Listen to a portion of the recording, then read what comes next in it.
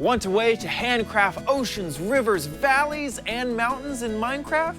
Well, it's time to start painting worlds. Netcasts you love from people you trust. This is Twit. Video and audio bandwidth provided by Cashfly at cachefly.com.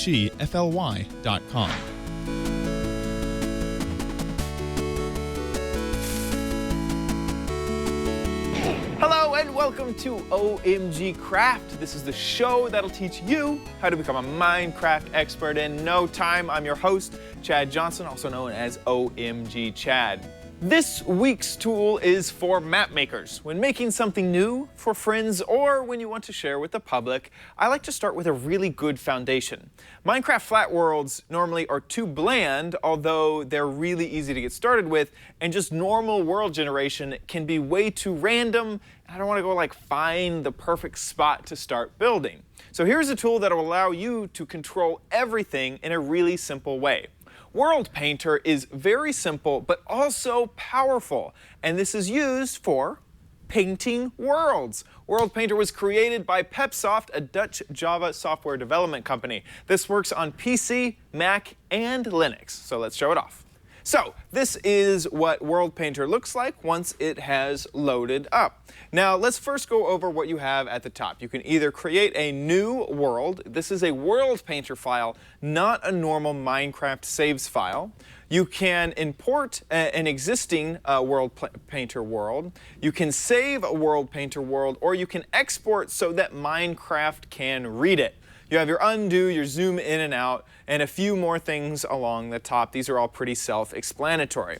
So when you, let's go ahead and click New, just so that you can see what we got from the very beginning. You can choose dimensions, and these are in multiples of 2. So we could have 1024 here, which works out to be about a gig of blocks. And if you want to, you can make it a circular world, which I tend to like, especially if I know that there's going to be boundaries to the world. You can choose your normal block height.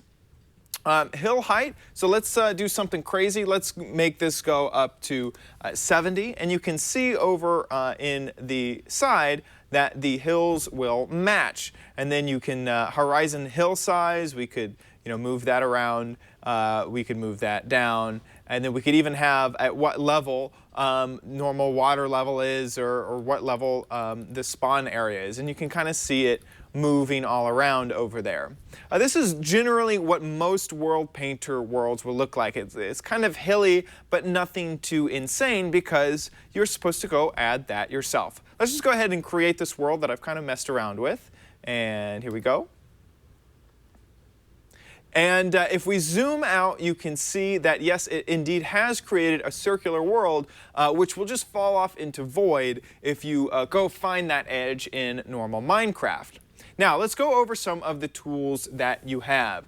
You have a tool that will raise pyramids in the world. So let's just go ahead and click here, and you can kind of see that pyramid being raised. This is another pyramid raising tool, but instead of diagonal, this is up and down, and like horizontal and vertical. You can add water, and what this will do is, if I zoom in just a bit more so you can see the typography, this is showing some of the elevation. So if I click within this, it will fill all the water within that area. Now you can already see that because this is a top-down view, you're not getting a perfect representation of what is happening, and so you'll still have to export this every once in a while and jump back into normal Minecraft to kind of see what you're doing. You can do the same thing that you just did with water, but with lava. So if you wanted to create this as a lava area, you could.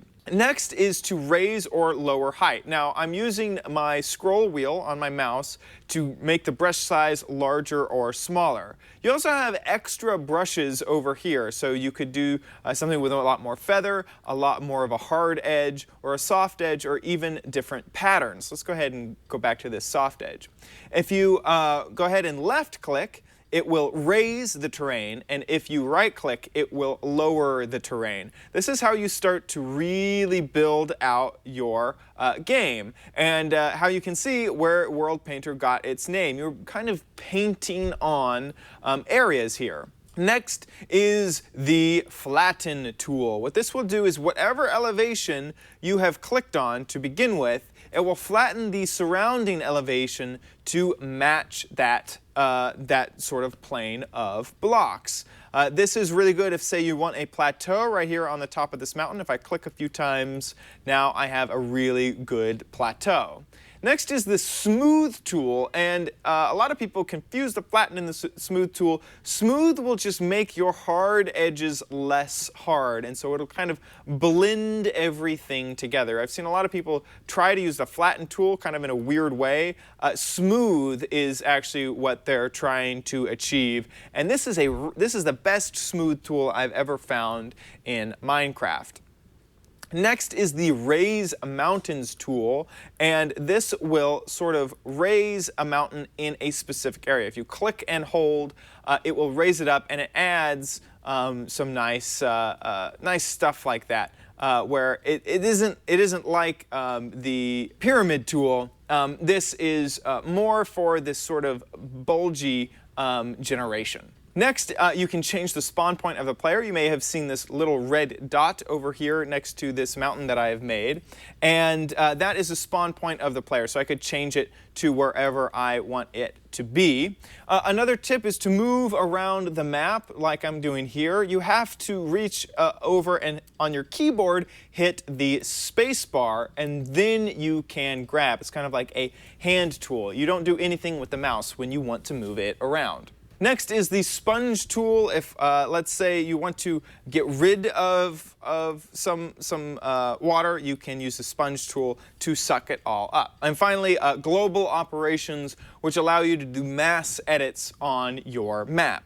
Now, this just doesn't only do base terrain. This can do things like frost, add forests and jungles and things like that. That's what these layers here on the side are. So let's say I wanted to add a jungle to my map. Let's go ahead and zoom in. If I click and, oh, oops, I was on this other selection tool. If I move to a normal selection tool, there we go, sorry. I clicked the checkbox instead of the actual brush. So now I'm on the jungle brush, and I can just paint in a jungle biome here. These edges are normally really hard. If you go back in game, it's not a nice gradient into the jungle biome. It just kind of jungle biome just kind of starts. But we can use this with, let's say, frost, which will add snow on top. You could add caverns, which will not show up on the top of the land, but will show up underneath as big holes.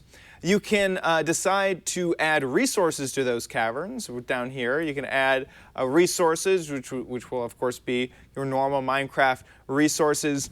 And I like swampland because this also turns water into swamp water, which is kind of a more green-colored water.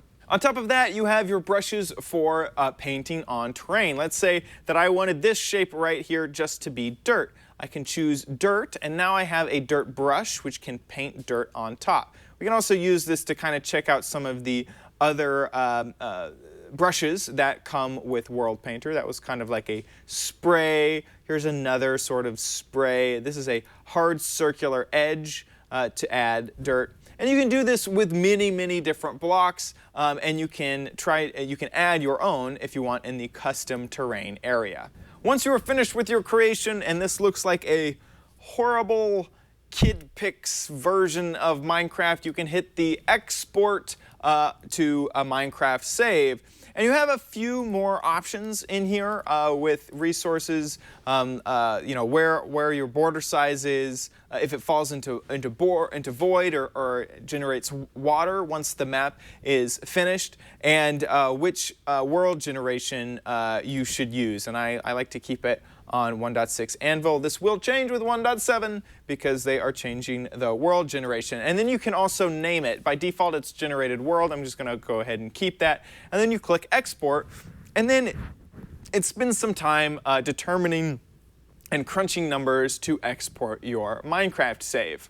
This is going to dump it into the directory that you chose, which is by default, your normal Minecraft saves directory.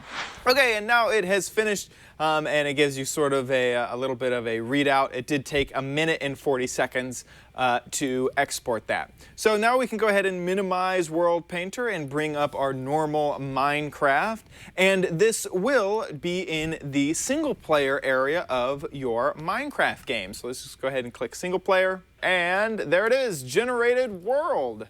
And if we go ahead and open this bad boy up, you can see what we have created. We have our jungle over there, and over here is the pyramid that I made out of sandstone and then put frost all over it. You can see that the world height is a little bit too high, and these are things, like I was saying earlier, because you only have a 2D perspective, sometimes it's hard to tell depth and exactly everything that's going on. Once you get good at WorldPainter, you can easily see how you could get much, much better. This is the mountains that we created. You can see they have much more of a sheer face to them than just the hills that we were creating earlier. But this was really, really simple. Just by using brush strokes and you know, playing around just a little bit, we were able to create a very interesting and hard to pull off in normal Minecraft game look to this world. If you would like links to download WorldPainter, head on over to our show notes at omgcraft.com. Thank you so much for watching this episode. I hope you enjoyed it. You can subscribe to future episodes by heading on over to twit.tv/omgcraft. If for some reason you want to follow my personal Minecraft stuff on my personal YouTube page, you can head on over to youtube.com/omgchad. Thank you so much for watching. See you guys next time. Bye!